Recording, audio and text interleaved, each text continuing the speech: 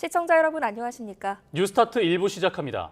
미국과의 관세 협상 시한이 일주일도 남지 않았습니다. 한미 산업장관이 이틀째 협상을 벌였는데요. 우리 통상당국이 귀국 일정을 미룬 채 총력전에 나서고 있지만 아직 타결 수준에는 접근하지 못한 것으로 보입니다. 최하영 기자입니다. 김정관 산업통상자원부 장관이 하워드 러트닉 미 상무부 장관과 다시 만났습니다. 뉴욕에 있는 러트닉 장관 사저에서 늦은 밤까지 협의를 이어갔습니다. 앞서 미 상무부 청사에서 만난 데 이어 이틀째 협상입니다. 이 자리에서 김 장관은 앞서 대통령실에서 진행된 통상대책회의 내용을 바탕으로 진전된 수정안을 제시한 것으로 보입니다.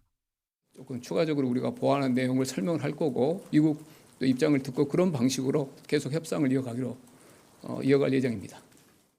대미 투자를 포함해 소고기, 쌀 등 농축산물 분야에서 추가 접근을 시도한 것으로 알려졌습니다.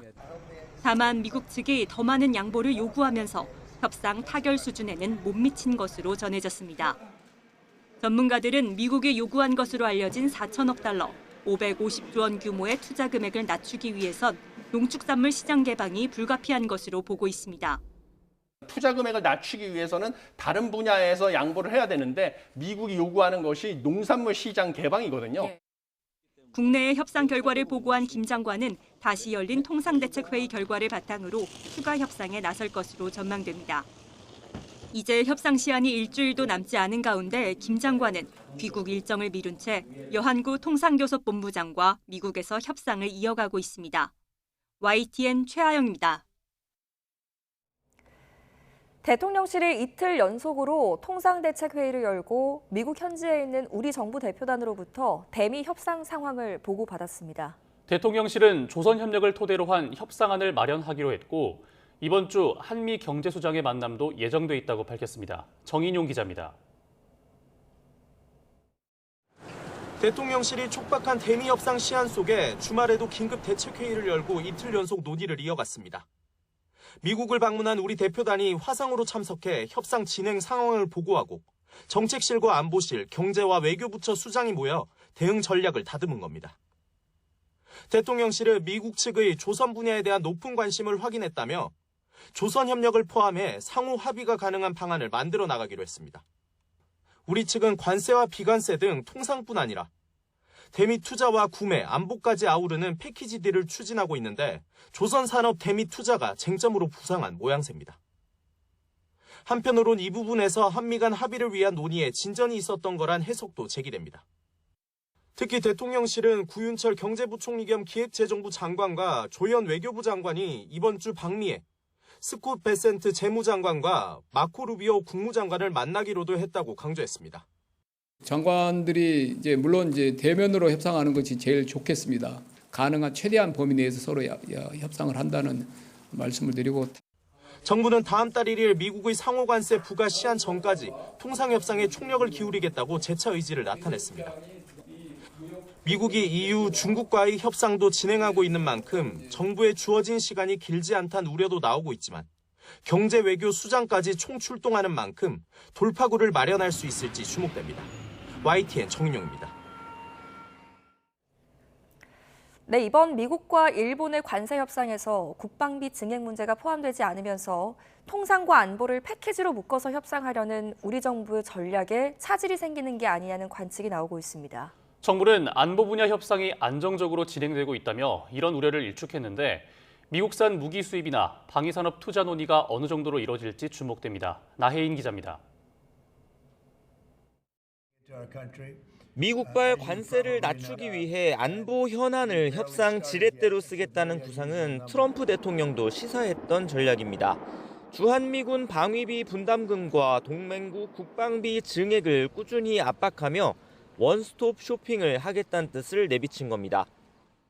통상이나 투자, 구매, 또 안보 관련 전반에 걸쳐 망라가 돼 있기 때문에 이러한 패키지를 종합적으로 감안해서 하지만 미국은 적어도 일본과의 협상에선 통상과 안보 문제를 분리한 것으로 보입니다. 일본은 관세율을 15%로 낮추는 대신 미국에 5,500억 달러를 투자하고 농산물 수입 장벽을 낮추기로 했지만 국방비는 언급하지 않았습니다. 정부는 일본은 일본이고 우리는 우리란 입장입니다. 일본보다 경제 규모가 작고 농산물 시장 개방에 반감이 큰 상황에서 상대적으로 국방비는 인상 여력이 있다고 보고 있습니다. 국방부 자체 추산만 봐도 트럼프 대통령 임기가 끝나는 2029년 우리 국방 예산은 GDP 대비 3%를 넘을 거로 보이는데 앞으로 10년 동안 5%까지 늘리겠다는 나토와 크게 다르지 않은 추세입니다. 미국산 무기를 추가 도입하거나 방위산업 투자를 늘려 트럼프가 바라는 전체 대미 투자 규모를 키우는 데 활용할 수 있다는 겁니다. 그러니까 우리가 할 수 있는 최선의 금액을 제시를 하고요. 안 줄 수는 없을 것 같아요. 이게 일종의 갈취인데 할 수 없어요. 뭐 지금 세상이 그렇게 돌아가니까. 다만 패키지 협상과 별도로 미국의 인도태평양 안보 전략에 부응하라는 압박은 계속될 거로 보입니다. 주한미군 방위비 분담금을 더 내라거나 중국 견제에 동참하라는 목소리가 트럼프 행정부 임기 안엔 끊이지 않을 전망입니다. YTN 나인입니다. 김건희 특검이 공천 개입 의혹을 받는 국민의힘 윤상현 의원을 오늘 소환 조사합니다. 특검은 윤 의원 조사를 앞두고 윤석열 전 대통령과 친분이 있는 함성득 경기대 정치전문대학원장을 조사했습니다. 우종훈 기자의 보도입니다. 김건희 특검이 국민의힘 윤상현 의원을 오늘 오전 조사합니다. 윤 의원은 지난 2022년 국회의원 보궐선거 당시 국민의힘 공천관리위원장이었습니다. 지난해 공개된 윤석열 전 대통령과 명태균 씨 통화 녹취에서 윤 의원의 이름이 거론되며 윤 전 대통령 부부 공천 개입 의혹에 연루됐다는 의심이 불거졌고 윤 의원은 지난 8일 특검의 압수수색 대상에도 포함됐습니다. 윤 의원 소환을 앞두고 윤 전 대통령과 친분이 있는 함성득 경기대 정치전문대학원장이 특검 조사를 받았습니다. 특검팀은 참고인으로 함 원장을 불러 지난 2022년 4월 명 씨와 나눈 메시지의 사실관계를 파악한 것으로 알려졌습니다. 앞서 검찰은 함 원장과 명 씨 사이 문자 메시지를 확보했는데 당시 김건희 여사에게 보낸 메시지라며 명 씨가 김영선을 지켜달라고 한 내용이 함 원장에게도 공유된 것으로 전해졌습니다. 특검은 오는 29일 윤 전 대통령에 대한 소환을 통보한 상황. 이에 앞서 윤 의원이 윤 전 대통령으로부터 김영선 전 의원 공천 관련 내용을 전달받았는지 실제 영향력을 행사했는지 조사할 것으로 보입니다. YTN 우종훈입니다. 김건희 여사가 다음 주 특검에 출석합니다. 특검의 첫 소환 조사인데 검찰 단계에서 수사했던 사건을 1차적으로 확인하는 성격이 될 것으로 보입니다. 김영수 기자가 보도합니다. 김건희 특검은 수사 초기 삼부토건 주가 조작 사건과 자체적으로 인지한 이른바 집사 게이트 의혹에 수사력을 집중해왔습니다. 베트남에서 제3국으로 도피한 것으로 보이는 김모 씨는 지금이라도 즉각 귀국하여 수사에 협조하기를 바라며 삼부토건 전 현직 경영진 신병을 확보해 김 여사의 주가 조작 의혹을 수사할 발판을 마련했고 집사 게이트 의혹의 핵심 김예성 씨 아내와 기업인들까지 줄소환했습니다. 다만 아직 김 여사를 직접 조사할 정도로 무르익지는 않았다는 평가가 많습니다. 실제로 특검은 다음 달 6일 김 여사의 소환을 통보하면서 도이치모터스 주가 조작 사건과 정치브로커 명태균 씨를 통한 공천 개입, 건진법사 전성배 씨를 통한 청탁 의혹을 조사하겠다고 전달했습니다. 모두 검찰 단계에서 수사가 상당 부분 진행된 사건입니다. 김 여사에 대한 첫 소환 조사는 앞서 검찰이 수사했던 사건을 매듭 짓는 성격이 될 걸로 보입니다. 주가 조작이나 공천 개입 사건은 이미 검찰이 소환을 통보했던 만큼 일찌감치 조사 준비를 마치고 막바지 점검을 했을 수 있습니다. 건진법사 청탁 의혹에 대해서는 특검이 최근 통일교에 대한 대대적인 압수수색을 벌였고 핵심 인물 가운데 한 명인 윤영호 전 통일교 세계본부장을 장시간 조사했습니다. 명품 가방과 고가의 목걸이 실물을 확보하지 못하면서 난항을 겪었는데 특검이 다시 물꼬를 틀 수 있는 증거를 확보했을지 관건입니다. 김건희 특검이 의혹의 정점인 김건희 여사를 소환 조사하는 건 수사 개시 한 달 만입니다. 수사 대상이 16개에 달하는 데다 김 여사 측도 장시간 조사를 꺼내는 만큼 여러 차례 소환이 불가피해 보입니다. YTN 김영수입니다. 조은석 특별검사팀은 이미 상당 부분이 수사가 진행된 내란 혐의에 더해서 외환 의혹을 규명하는 데에도 속도를 내고 있습니다. 정점 윤석열 전 대통령 조사를 위해 혐의를 다지는 한편 법리 검토에도 주력하는 모습입니다. 이경국 기자입니다. 특검은 무인기 평양 침투 의혹으로 대표되는 외환 혐의 수사와 관련해 밑바닥부터 조사를 시작했습니다. 무인기를 납품한 국방과학연구소, 작전에 관여한 드론작전사령부 관계자 등을 잇따라 불러 조사했고, 이를 토대로 지난 14일 드론사령부와 국방부 등에 대한 대대적인 압수수색을 벌였습니다. 이어 김용대 드론작전사령관과 이승호 합참작전본부장, 김명수 합참의장을 잇따라 조사하는 등 윗선을 향해 수사망을 빠르게 좁히고 있습니다. 특검은 위험성이 크다는 우려를 밝혔었다는 군 관계자 진술부터 김용현 전 국방부 장관이 합참 반대에도 작전 수행을 지시했다는 진술까지 확보한 것으로 알려졌습니다. 이 배경에 윤 전 대통령이 있는지, 그리고 계엄 정당화를 위한 북한 도발 유도가 실질적 목적이었는지가 주된 수사 대상이 될 전망입니다. 다만 군사상 필요에 의한 작전이었다는 주장을 탄핵하기 위해 많은 보강 수사가 필요할 거라는 분석도 나옵니다. 대남 군사작전이 북한에서 자행되고 있습니다. 절차적 통제, 적법 절차, 이것만 갖고서 국가안전보장을 담보할 수 있겠느냐. 특검은 관련 자료와 진술을 충분히 확보한 뒤 윤 전 대통령 추가 조사에 나선다는 계획입니다. 법리 검토도 활발하게 진행 중입니다. 특검은 윤 전 대통령 등에게 기존에 적용한 일반 이적죄 대신 죄책이 무거운 외환 유치죄를 적용하는 방안도 검토 중인 거로 전해집니다. 특히 범행을 사전에 모의한 정황이 확인된다면 실행에 옮겨지지 않았더라도 예비나 음모 혐의를 적용할 수 있다는 관측도 있습니다. YTN 이경국입니다. 정부와 여당이 사실상의 증세 논의에 시동을 건 가운데 여야 기싸움도 본격화하고 있습니다. 민주당은 윤석열 정부의 비정상적 감세 정책을 다시 되돌리는 차원이라는 입장이지만 국민의힘은 혈세 퍼주기부터 멈추라며 강하게 반발했습니다. 박정현 기자입니다.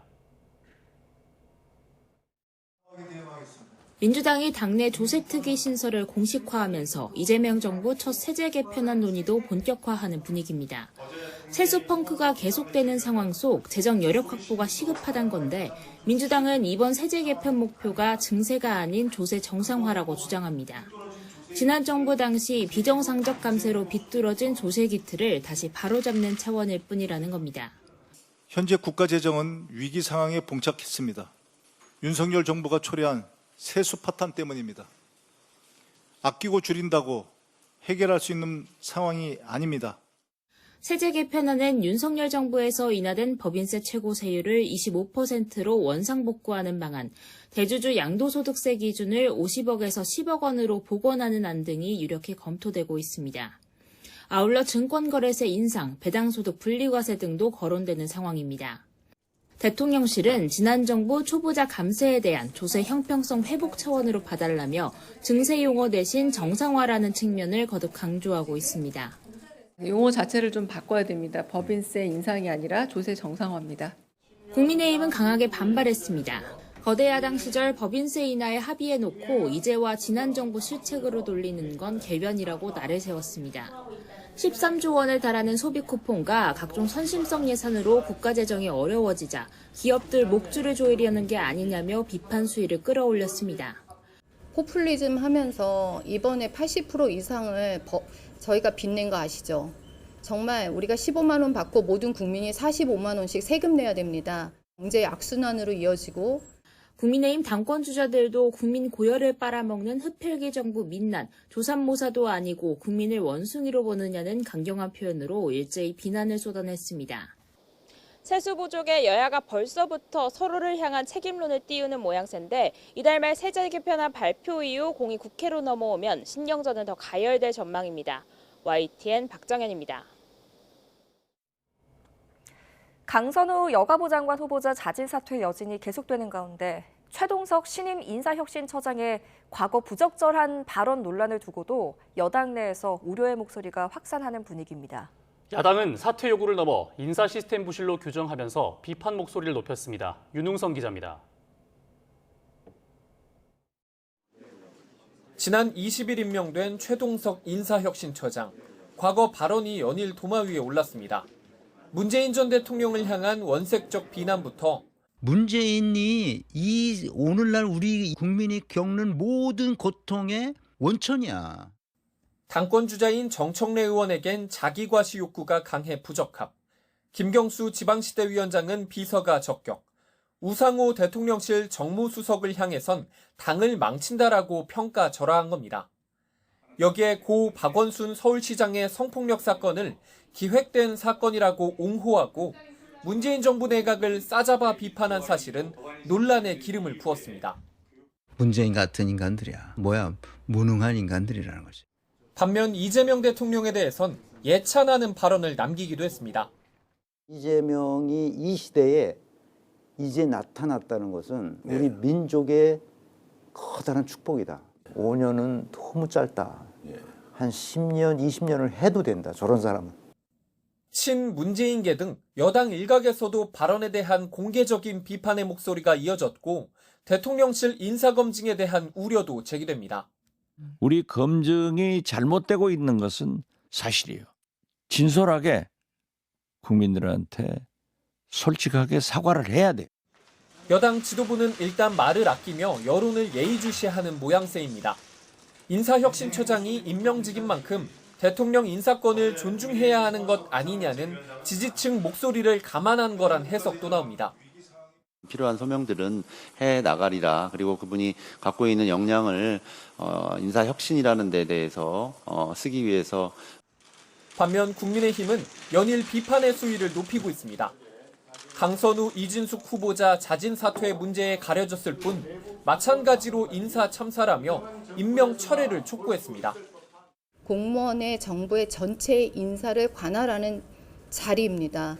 그렇게 편향된 사고를 가지고 나아가 인사청문회가 예정된 김윤덕 국토교통부, 최휘영 문화체육관광부 장관 후보자로 전선을 넓혔습니다.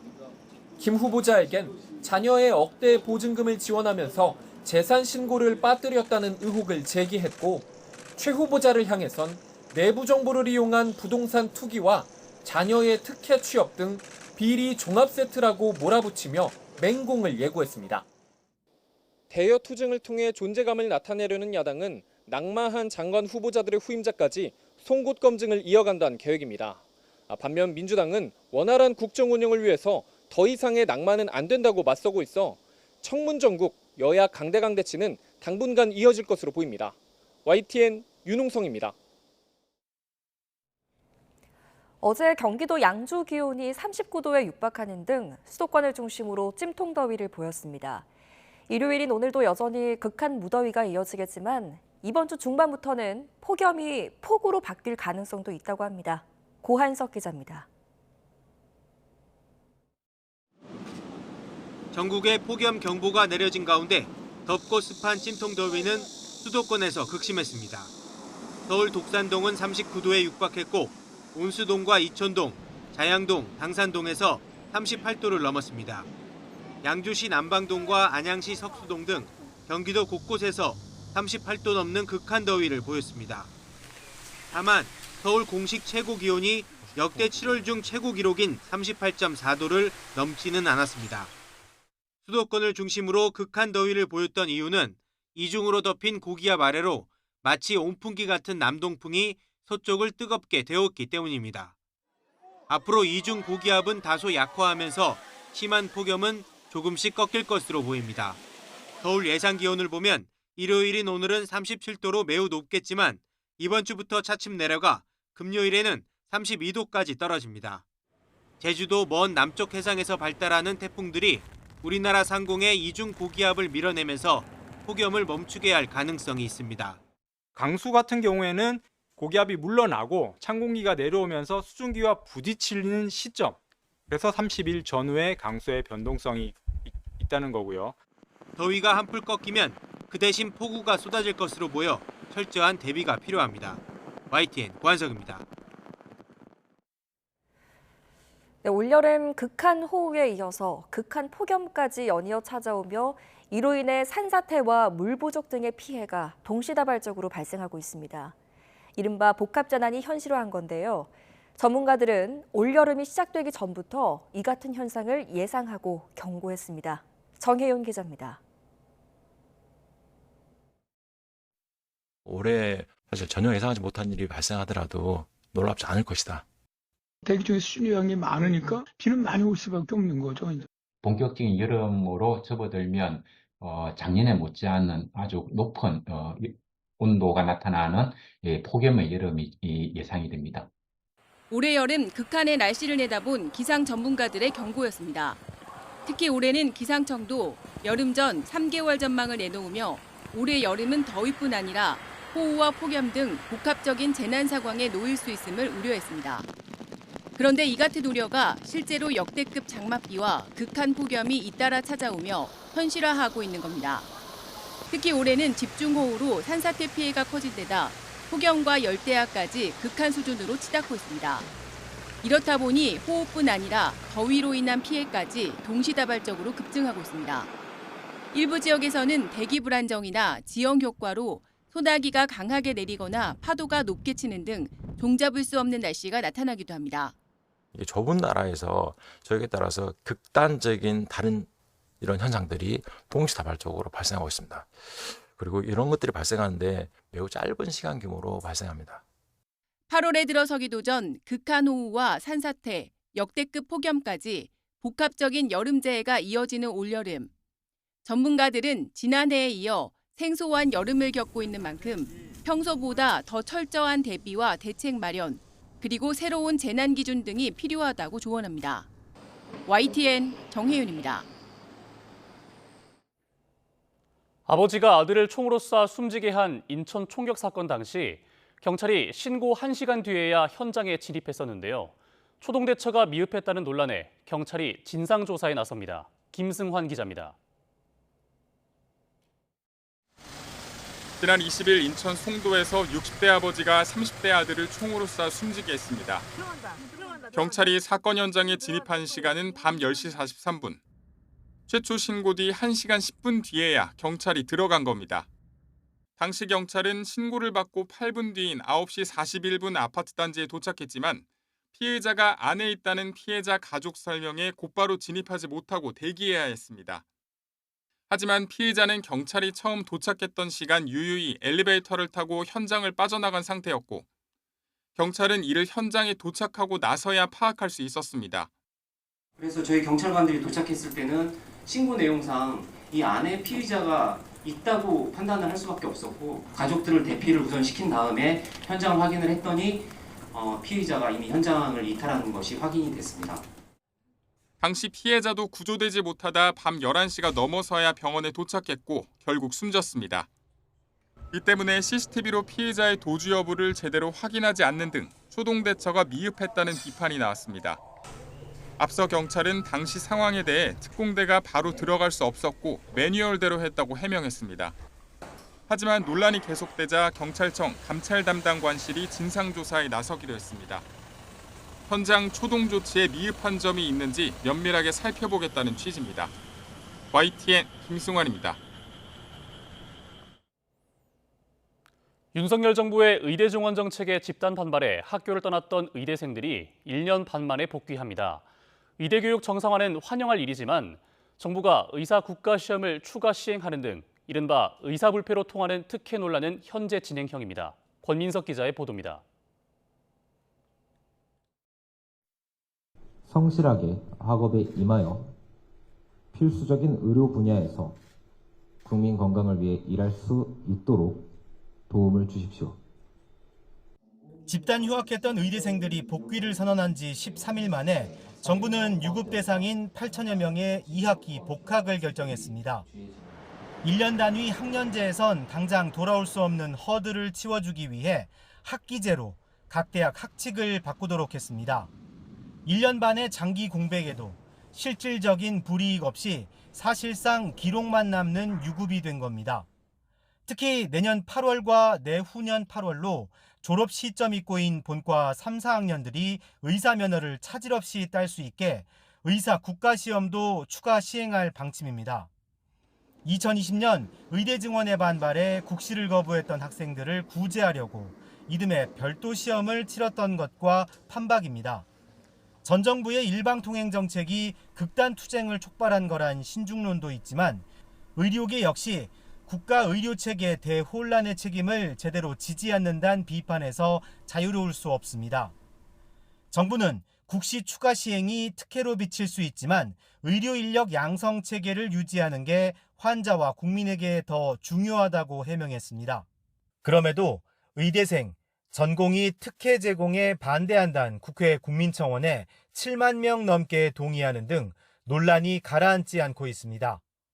특혜에 해당될 정도로 정부가 물러서서 의료계를 달래는 어떤 그런 상황이 된다는 것은 향후에 또 이런 유사한 어떤 상황들이 발생했을 때 과연 재발을 막을 수 있는 건지. 이런 가운데 집단 사직한 전공의가 돌아올 방안을 논의하는 수련협의체 회의도 첫 발을 뗐습니다.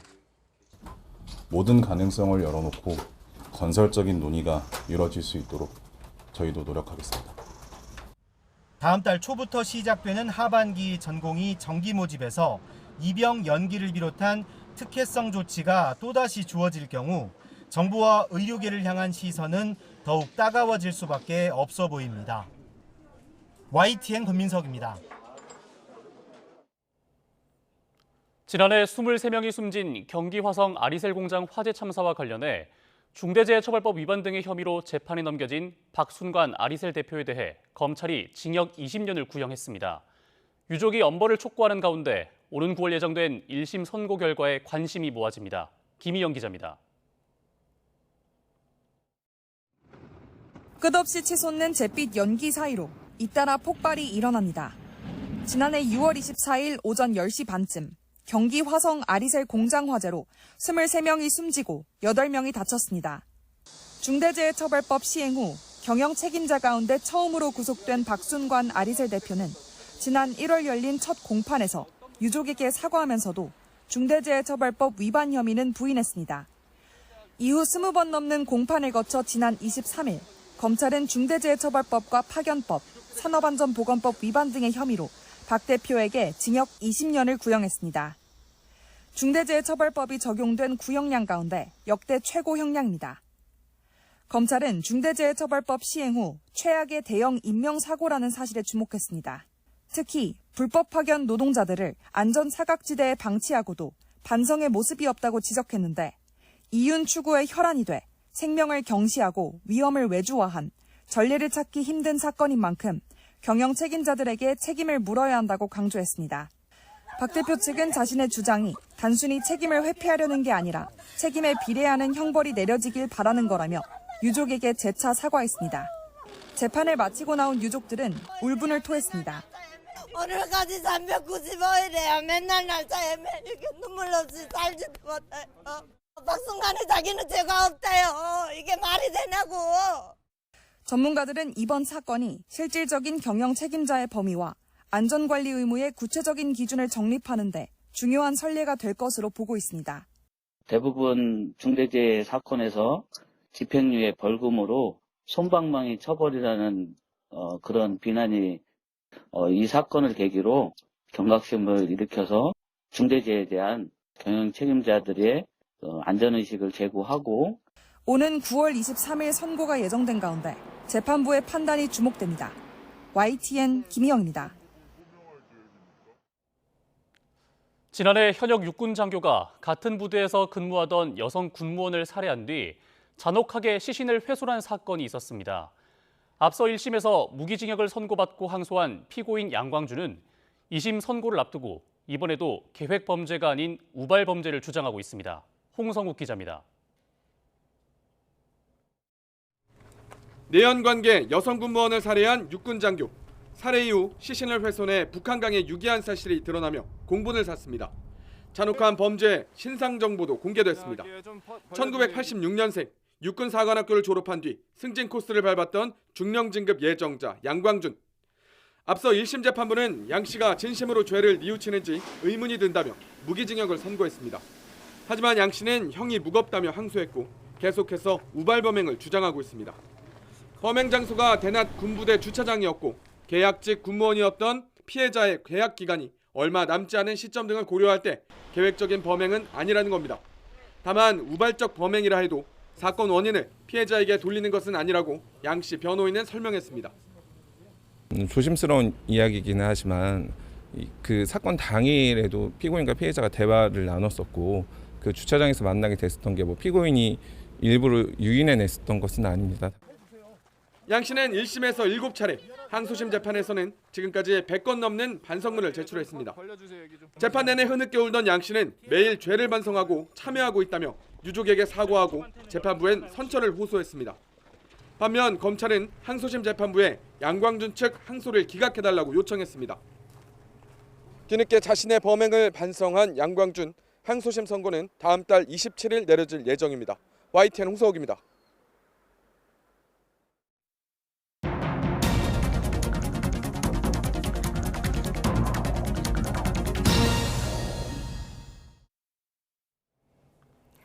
달러와 가치를 연동한 스테이블 코인이 우리 일상으로 스며들고 있습니다.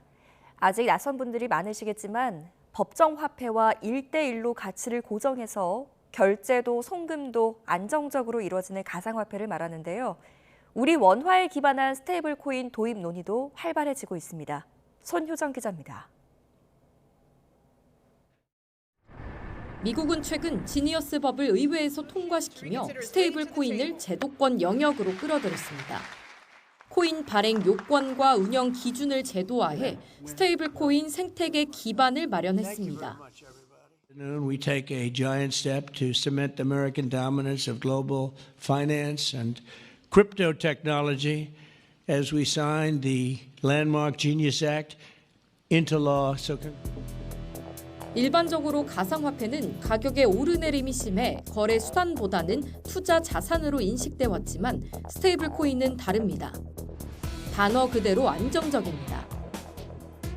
대표적인 달러 기반 스테이블 코인 테더와 서클은 코인 한 개의 가치를 1달러로 고정했습니다.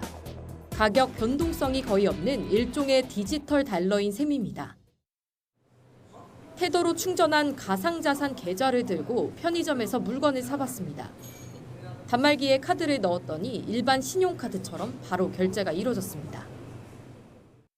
조금 전 커피와 생수를 4,300원 주고 샀는데요. 실제 스테이블 코인이 충전된 계좌에서는 원화로 환전을 거쳐서 3.1 테더가 빠져나갔습니다. 편의점뿐 아니라 카페나 음식점에서 사용했다는 후기도 많습니다. 달러나 원화와 같은 법정 화폐를 두고 굳이 스테이블 코인을 쓰는 이유는 무엇일까? 해외에서 거래하거나 송금할 때 특히 유리합니다. 환전 수수료도 없고 해외로 돈을 붙이는 시간도 절차도 훨씬 단축됩니다. 해외에 실제로 1년에 한 번, 두 번 나가는 편인데 아직 발급받고 나가진 않았지만 이제 올 연말에 해외여행이 계획되어 있습니다. 그때는 나간다면은 저는 모든 결제는 다 이 스테이블 코인으로 결제할 예정입니다. 기존 은행이나 카드사 결제망을 이용하기 어려운 국가에서도 새로운 거래 수단이 될 수 있습니다. 이렇게 쓰임새가 넓어지자 달러 패권에 잠식되기 전에 우리 원화와 연동한 스테이블 코인을 도입해야 한다는 목소리도 커지고 있습니다. 국내 기업들은 앞다투와 관련 상표권을 출원했고 스테이블 코인 관련 주가도 뛰어 올랐습니다. 다만 민간 업체까지 쉽게 스테이블 코인을 발행하면 통화 질서가 무너질 수 있다는 반론도 만만치 않습니다. 한국은행은 일단 은행권을 중심으로 신중히 도입하자는 입장입니다. 19세기 예전에 막 민간화폐로 다 발행해서 많은 혼선이 있었을 때 그런 가능성이 다시 되고 또 그런 하에서 통화 정책을 하기도 굉장히 어렵고 정치권에서 민간 기업의 스테이블 코인 발행을 열어두는 법안이 발의된 가운데 금융혁신과 통화 주권 사이에 접점을 찾을 수 있을지 주목됩니다. YTN 손효정입니다. 이렇게 출금 신청을 한 거고요. 지난 21일부터 민생회복 소비 쿠폰 신청 기간이 시작됐죠. 인터넷에 보이는 몇몇의 이 쿠폰 신청 사이트는 버튼을 누르게 되면 광고창이 뜨거나 다른 유료 서비스에 가입하도록 유도하는 경우가 있어서 주의하셔야겠습니다. 윤태인 기자입니다. 민생회복 소비 쿠폰을 신청하라며 홍보하는 사이트입니다. 그런데 사무실 전화번호는 생소한 지역번호로 시작하고 주소도 해외로 돼 있습니다. 지원금 신청 버튼을 누르니 대출 안내 등 민생 회복 쿠폰과는 상관없는 내용의 광고창이 뜹니다. 지자체나 금융사가 운영하는 것이 아닌 가짜 사이트입니다. 민생 회복 쿠폰 안내 사이트로 위장해 다른 유료 서비스에 가입하도록 유도하는 사례도 발견됐습니다. 민생 지원금을 소개하는 블로그에서 신청하기나 시작하기 등의 문구를 눌렀더니 실시간으로 유명 맛집을 추천해주는 유료 서비스 가입 페이지로 연결되는 방식입니다. 광고 배너를 정부가 제공하는 서비스로 오인할 수가 있습니다. 무분별하게 제공되는 광고의 경우는 또 범죄자가 제작해놓은 사이트에 접속되어 개인정보를 입력하는 등 유출될 우려가 있는 게 맞고요. 민생회복 소비 쿠폰을 온라인으로 신청하는 경우 지역사랑 상품권으로 받으려면 해당 상품권 애플리케이션에서, 신용카드나 체크카드로 받으려면 카드사 홈페이지나 앱을 이용하면 됩니다. 그런데 금융기관을 사칭해 소비 쿠폰을 신청하라는 SNS 메시지가 올 수도 있어 주의가 필요합니다. 어떤 SNS 알림톡을 보낼 때 안심마크를 부착을 해서 보내기 때문에 관계당국은 지자체나 금융기관이 민생회복 소비 쿠폰을 신청하는 링크를 문자 메시지로 보내는 일은 없다며 주의를 당부했습니다. YTN 윤태일입니다. 북한이 5,000톤급의 신형 구축함을 또 건조하겠다는 계획을 내놨습니다. 이미 올해 2척을 건조한 데 이어서 내년 10월까지 세 번째 구축함을 다시 내놓겠다는 건데 어떤 배경이 있는 건지 짚어봤습니다. 이종원 기자입니다. 북한 매체들은 지난 21일 남포조선소에서 걸기대회가 열렸다고 보도했습니다. 내년 10월까지 5,000톤급 신형 구축함을 추가로 건조하겠다며 일종의 신고식을 연 겁니다. 과학기술에 기초한 자력갱생의 투쟁 정신을 발휘하여 구축함 건조를 제2일 내에 훌륭히 결석함으로써 북한은 이미 올해에만 2척의 신형 구축함을 선보였습니다. 지난 4월 성대한 진수식을 열고 첫 번째 5,000톤급 구축함인 최연호를 내놨고 함성 현대화의 닻이 올려짐으로써 우리의 해군은 자주적 국가 방위력의 일익을 담당한 한 달 뒤에도 같은 급의 두 번째 구축함을 공개했습니다. 김정은 위원장이 집권하는 가운데 배가 넘어져 망신을 사기도 했지만 불과 23일 만에 다시 진수식을 열고 강건호란 이름을 붙였습니다. 이 같은 북한의 속도전을 두고 전문가들은 무늬만 구축함일 가능성도 크다고 진단합니다. 건조 기간이 통상 3년 이상이란 점을 고려할 때 첨단 기술을 두루 갖춘 현대적 구축함이라기보단 전술핵을 해상에서 발사하는 기능에만 초점을 맞췄을 수 있다는 겁니다. 일반적인 구축함과는 달리 세부적인 전력 옵션을 싣지 않고 오로지 해상 위에서 핵 미사일을 쏠 수 있는 플랫폼으로 활용하기 위해 만들었을 가능성이 높습니다. 러시아로부터 전수되는 기술력을 빠르게 흡수하겠다는 계산이 엿보인다는 관측도 나오는데 일단 양적으로나마 해군력을 증강시키겠다는 의도는 분명한 것으로 보입니다. YTN 이종원입니다. 일본 집권 자민당이 참패한 이번 참의원 선거에서는 단 2석만 갖고 있던 미니정당이 13석을 늘리면서 돌풍을 일으켰습니다. 일본인 우선이라는 선명한 구호가 마법의 단어였다는 평가가 나오는 가운데 외국인 혐오를 부추기는 극우 정당의 부상에 대한 우려도 있습니다. 신호 기자입니다. 지난 20일 치러진 일본 참의원 선거에서는 극우 성향 3정당이 급부상했습니다. 재패니즈 퍼스트, 일본인 우선이라는 선거 구호로 2석에서 15석으로 몸집을 키웠습니다. 집권 자민당이 잃은 13석을 흡수했습니다. 세금과 사회보장료가 소득의 35%를 넘지 않게 하고 외국인 부동산 구매를 규제하며 식량 자급률은 100%로 하겠다는 공약을 전면에 내세웠습니다. 고물가와 고용 불안이 걱정인 보수 성향 유권자들의 선택을 받았습니다. 特にルールを守らない方々が結構増えてきてるなっていうのは多分声には出さないけど思ってる方ってすごく多いと思うんですよ.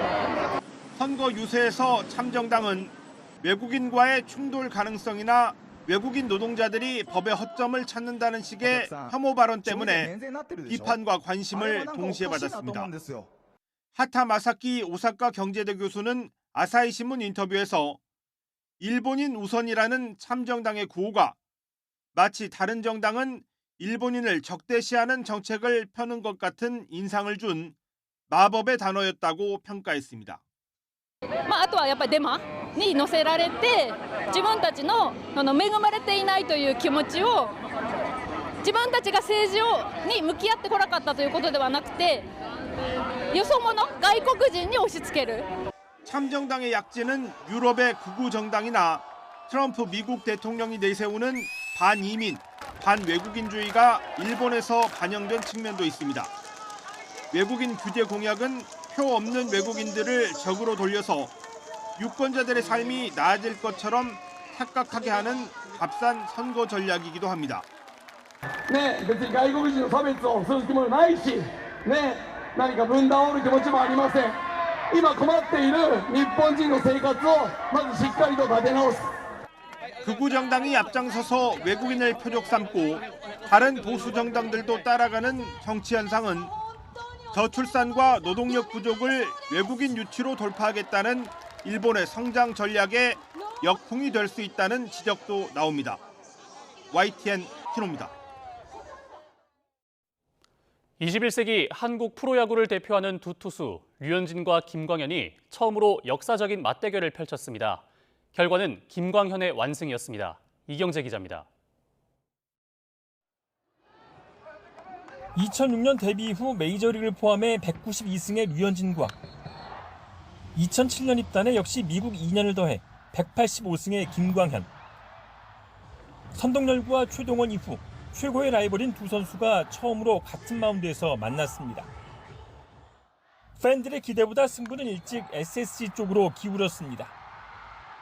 류현진은 만루 위기에서 김성욱에게 싹쓸이 2루타를 맞는 등 1회에만 5점을 내주고 강판됐습니다. 반면 김광현은 특유의 씩씩한 투구로 다양한 구종을 섞어 던지며 6회까지 2실점으로 한화의 강타선을 틀어막고 커리어에서 의미 있는 1승을 추가했습니다. 현진이 형이랑 이제 첫 대결이다 보니까 부담이 없었다고 하기에는 거짓말인 것 같고요. 일단 그래도 이제 1등 팀이기 때문에 저도 좀 초반부터 기세를 좀 잡아야 되겠다는 생각을 좀 많이 했던 것 같아요. SSG는 중반 이후에도 한화 불펜을 두들겨 9대3으로 승리했습니다. 롯데는 4연승을 달리며 기아를 5연패의 수렁에 빠뜨렸습니다. 윤동희가 3안타에 3타점, 전준우는 2안타 2타점으로 팀의 9대4 승리를 이끌었습니다. 선발 후라도가 안타 2개만 맞고 시즌 두 번째 완봉 역투를 펼친 삼성은 중반 이후 타선이 폭발하며 KT를 11대0으로 완파했습니다. NC는 6대6으로 맞선 9회 말 박민우가 끝내기 투런포를 날려 키움을 8대6으로 물리쳤습니다. 이틀 연속 치열한 승부가 펼쳐진 잠실에선 집중력에서 앞선 LG가 8회 김현수의 결승타를 앞세워 안타를 6개나 더 때린 두산에 4대3으로 승리하고 6연승을 질주했습니다. YTN 이경재입니다. 사상 처음으로 배드민턴에서 슈퍼 1000 시리즈 4개를 모두 우승하는 슈퍼 1000슬램에 도전했던 안세영이 경기 도중 부상 염려로 기권했습니다. 안세영은 중국 창저우에서 계속된 중국 오픈 여자 단식 준결승에서 세계 2위인 한회를 상대로 두 번째 세트 도중에 무릎 상태가 좋지 않아 경기를 포기했습니다. 안세영은 휴식과 무릎 관리에 힘쓰며 오는 8월 프랑스 세계선수권 대회 준비에 집중할 계획입니다.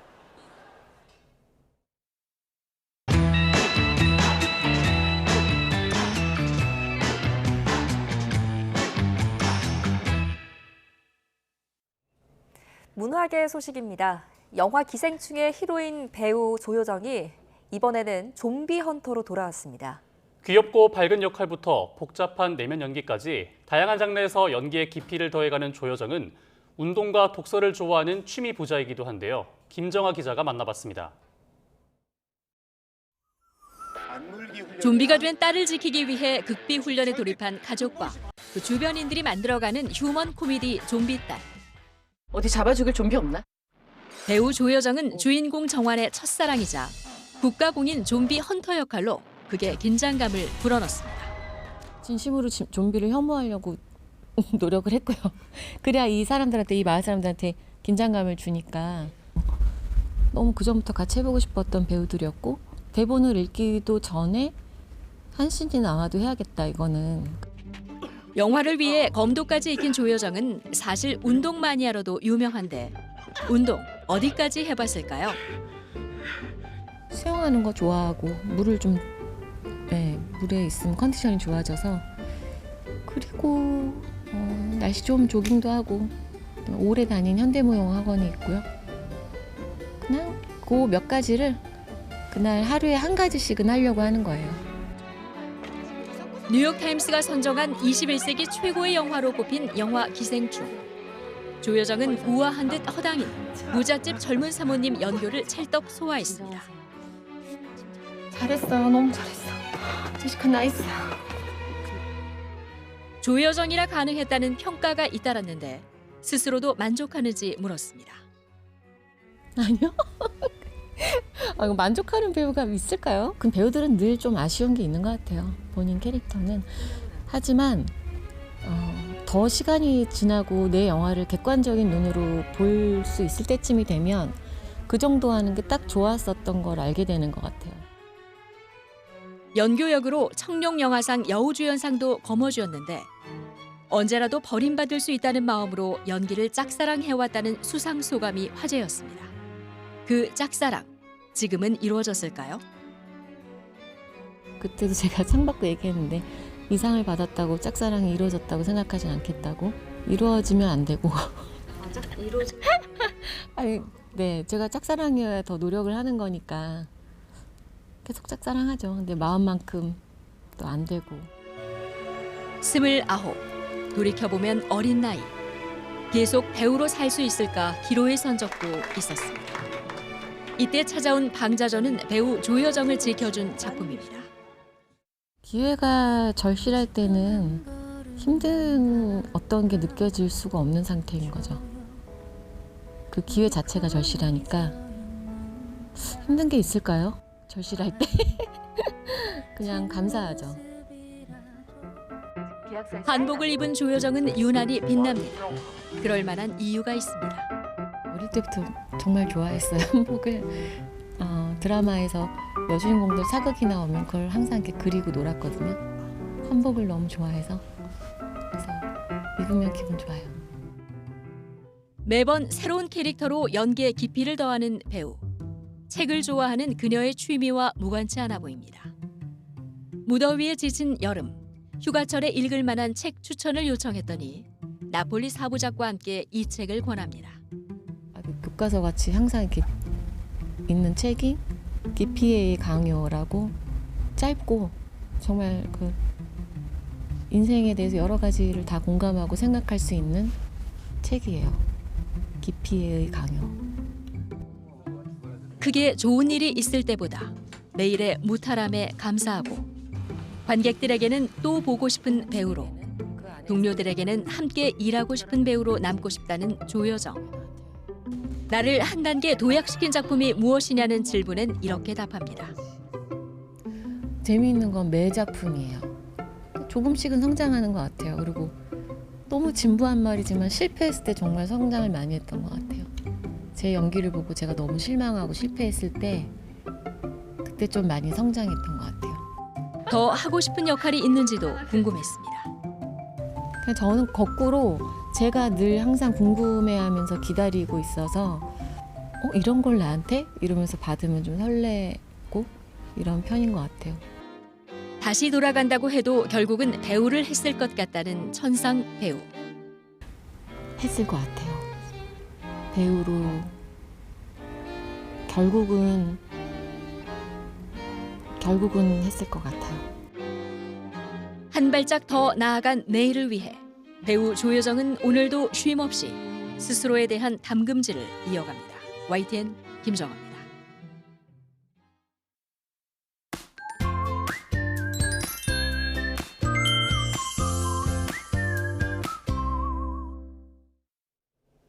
전국적으로 폭염경보가 발령 중인 가운데 휴일인 오늘도 펄펄 끓는 날씨가 예상됩니다. 밤사이에도 열기가 식지 못한 서울은 현재 28.6도, 체감온도는 초열대야 기준인 30도를 웃돌고 있고요. 한낮 기온은 37도까지 치솟으며 극한의 폭염이 이어지겠습니다. 오늘도 내륙은 대체로 맑겠지만 자외선이 강하겠고요. 제주도에는 내일까지 5에서 30mm의 비가 오락가락 이어지겠습니다. 또 남해안과 제주도 해안에서는 강풍과 함께 너울성 파도가 높게 일겠습니다. 현재 기온 살펴보시면 서쪽과 해안 곳곳에서 초열대야에 버금가는 더위가 나타나고 있습니다. 현재 서울 28.6도, 강릉 30.1도, 대전은 26.9도를 나타내고 있고요. 낮 동안에는 어제만큼이나 덥겠습니다. 서울 한낮 기온 37도, 전주도 37도, 대구는 35도까지 오르겠습니다. 모레부터 심한 폭염은 점차 꺾이겠습니다. 다만 이후 날씨는 무척 유동적인데요. 폭염 대신 폭우가 나타날 가능성이 있어 주의가 필요하겠습니다. 날씨였습니다. 뉴스타트 1부 마칩니다. 잠시 후 2부가 이어집니다. 시청해주신 여러분 고맙습니다.